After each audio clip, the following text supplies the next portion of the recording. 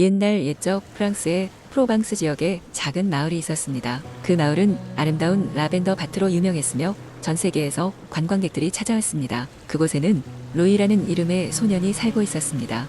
루이는 부모님과 함께 라벤더 밭을 돌보며 평화롭게 살고 있었습니다. 어느 날 루이는 마을 근처 숲속에서 신비로운 노파를 만났습니다. 노파는 루이에게 라벤더 밭에 특별한 숨겨진 힘이 있다고 알려주었습니다. 그녀는 루이에게 조심스럽게 이야기하며 달빛이 가장 빛나는 밤에 라벤더 밭의 정중앙에 서서 마음을 열면 숨겨진 마법의 힘을 느낄 수 있을 것이라고 말했습니다. 궁금함과 설렘으로 가득 찬 루이는 그날 밤 어머니에게 이야기하지 않고 몰래 라벤더 밭으로 향했습니다. 달빛이 가장 밝게 빛나는 순간 루이는 라벤더 밭의 정중앙에 서서 마음을 열었습니다. 그 순간 라벤더 밭은 은은한 빛으로 가득 차기 시작했습니다. 라벤더 꽃들이 그 빛에 반응하여 더욱 화사하게 피어났습니다. 그때 루이는 자신도 모르게 홀려 그 빛 속으로 걸어 들어갔습니다. 그곳에서 루이는 라벤더 요정들을 만났습니다. 요정들은 루이에게 자신들의 존재를 지금껏 지켜온 마법에 대해 이야기했습니다. 그들은 라벤더 밭을 건강하게 유지하기 위해 여러 해 동안 일해왔으며 사람들에게 행복을 주기 위해 노력해왔다고 말했습니다. 루이는 요정들에게 마법의 라벤더 밭을 보호하는 데에 힘을 보태겠다고 약속했습니다. 요정들은 루이의 진실한 마음을 보고 그에게 특별한 선물을 주기로 했습니다. 그것은 어디서든 라벤더의 향기를 불러올 수 있는 작은 보석이었습니다. 이 선물은 요정들과 루이 사이의 우정을 나타내는 상징이기도 했습니다. 이후로 루이는 마을 사람들에게 라벤더 밭의 특별한 비밀을 알리는 대신 라벤더 밭을 더욱 열심히 돌봤습니다. 그의 마음속 보석의 힘으로 인해 라벤더 밭은 더욱 풍성하게 꽃을 피웠습니다. 관광객들은 이 비밀스러운 아름다움에 끌려 더 많은 사람들이 마을을 찾게 되었습니다. 수년이 지나고 루이는 어른이 되었고 마을은 라벤더의 매혹적인 향기로 유명한 관광지로 번성하게 되었습니다. 사람들은 그 이유를 몰랐지만 루이는 그것이 자신의 비밀과 요정들과의 약속 덕분임을 알고 있었습니다. 그리고 그는 자신의 자녀들에게도 이 이야기와 함께 라벤더 밭을 어떻게 사랑하고 지켜야 하는지 가르쳤습니다. 그렇게 루이의 이야기는 소중한 전설이 되어 마을 사람들의 마음속에 계속해서 살아남았습니다. 두 번째 이야기. 옛날 옛적 프랑스의 작은 마을에 잔느라는 이름의 소녀가 살고 있었습니다. 그녀는 활발하고 상상력이 풍부한 아이였으며 마을 근처의 아름다운 숲을 사랑했습니다. 어느 날 잔느는 숲을 더 깊이 탐험해 보겠다고 결심했습니다. 소녀는 햇살 가득한 아침에 활기차게 숲 속으로 들어갔습니다. 다채로운 새들이 노래를 부르고 나뭇잎 사이로 따뜻한 햇빛이 반짝였습니다. 잔느는 처음 보는 길로 걸어가기 시작했습니다. 숲의 중심부에 다다르자 그녀는 몽환적인 분위기의 작은 연못에 이르렀습니다. 연못에는 백조 한 마리가 우아하게 떠다니고 있었습니다. 갑자기 백조가 그녀에게 말을 걸었습니다. 안녕하세요, 소녀요. 나는 이 연못의 수호자입니다. 용기를 낸다면 당신에게 선택의 기회를 주겠소. 이곳에서 큰 모험을 경험할 수 있는 특별한 길을 보여주겠소.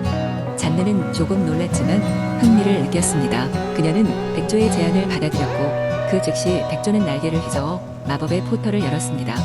잔느는 두려움 반 설렘 반으로 포털을 지나쳤습니다. 이내 그녀는 놀라운 세계에 도착했습니다.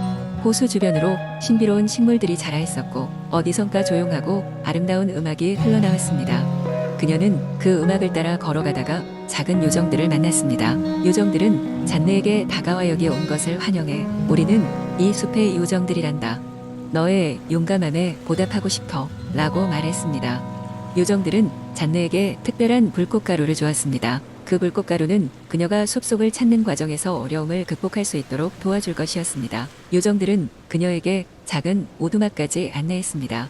오두막에서 잔느는 숲의 주민들과 따뜻한 음식을 나누며 그들이 가진 많은 이야기를 들었습니다. 주민들은 마법의 숲의 악당 마녀로부터 위협을 받고 있다고 이야기했습니다. 잔느는 결국 마녀를 물리치고 숲의 평화를 되찾기 위한 모험에 나서기로 했습니다. 잔느는 불꽃가루를 사용하여 마녀에게 접근할 수 있었고 용감하게 싸워 이길 수 있었습니다. 마녀는 그녀의 악한 계획을 접고 더 이상 숲을 괴롭히지 않겠다고 약속했습니다. 그러자 숲에는 다시 밝은 빛이 돌아왔고 모든 생명체가 기뻐하며 잔느를 환영했습니다. 모든 일이 끝난 후 백조가 다시 모습을 드러내었습니다. 백조는 내가 보여준 용기와 용서의 마음에 감사를 표하며 마법의 숲에 언제든 다시 올 수 있는 열쇠를 주겠노라 고 말했습니다. 잔느는 숲의 친구들과 작별 인사를 나누고 마법의 포털을 통해 집으로 돌아왔습니다.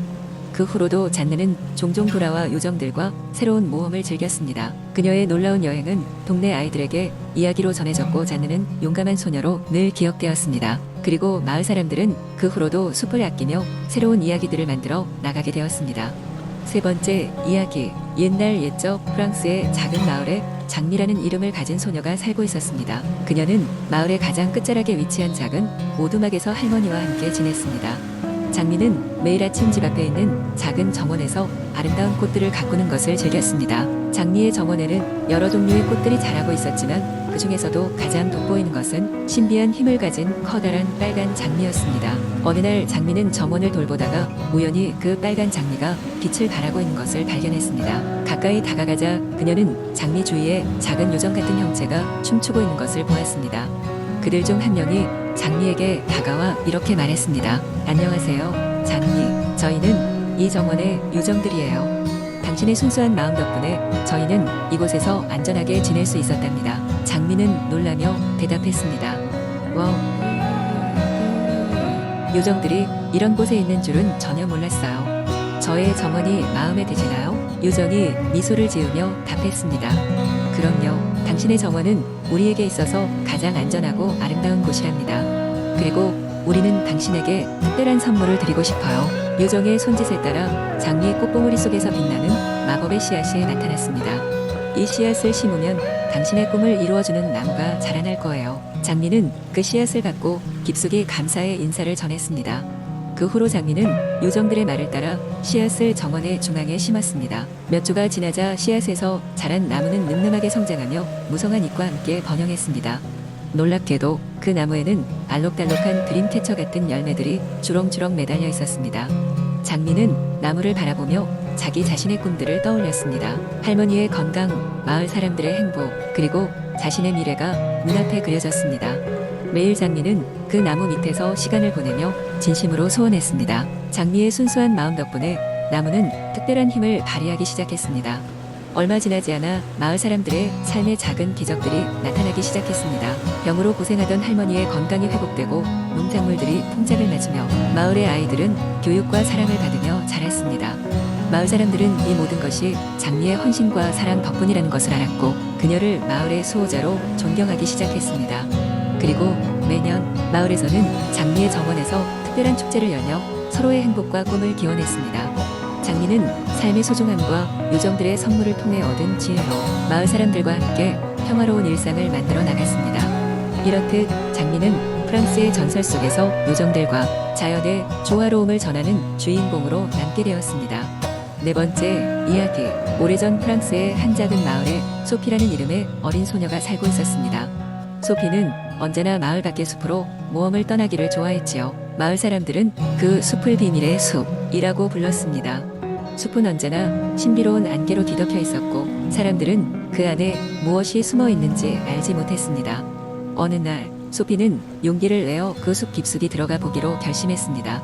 소피가 숲 속을 걸을 때 그녀는 놀라운 장면을 발견했습니다.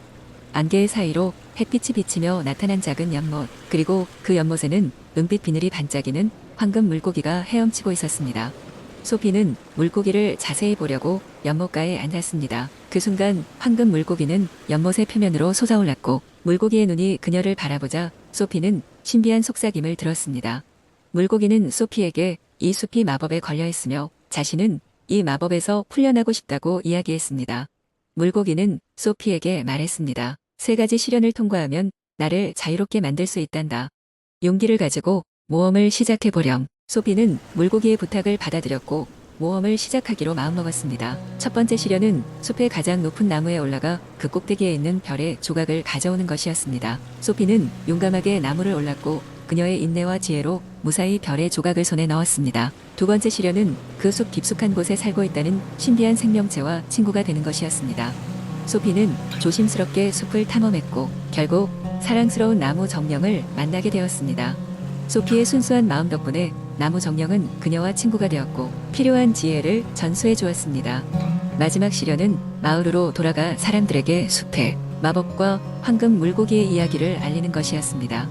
마을 사람들이 그 이야기를 믿기 어려워할지도 모르지만 소피의 진정성 있는 이야기와 믿음은 결국 사람들의 마음을 움직였습니다. 사람들은 숲의 마법을 이해하고 자연과 조화를 이루며 살아가기 시작했습니다. 소피가 3가지 시련을 모두 완수하고 연못으로 돌아왔을 때 황금 물고기는 너무나 기뻐하며 연못에서 날아올라 하늘로 사라지면서 숲의 안개가 걷히기 시작했습니다. 그제서야 비밀의 숲은 그 진정한 아름다움을 드러내게 되었고 마을 사람들은 소중한 자연과 함께 더불어 살아가게 되었습니다. 그 후로도 소피는 그 숲을 자주 찾아갔고 숲은 항상 그녀를 반갑게 맞아주었습니다. 소피의 용기와 친절함은 숲속에 영원히 남아 있었습니다. 이렇게 프랑스의 작은 마을에 전해지는 전설의 이야기는 시간이 흘러도 잊히지 않고 계속해서 전해지고 있습니다.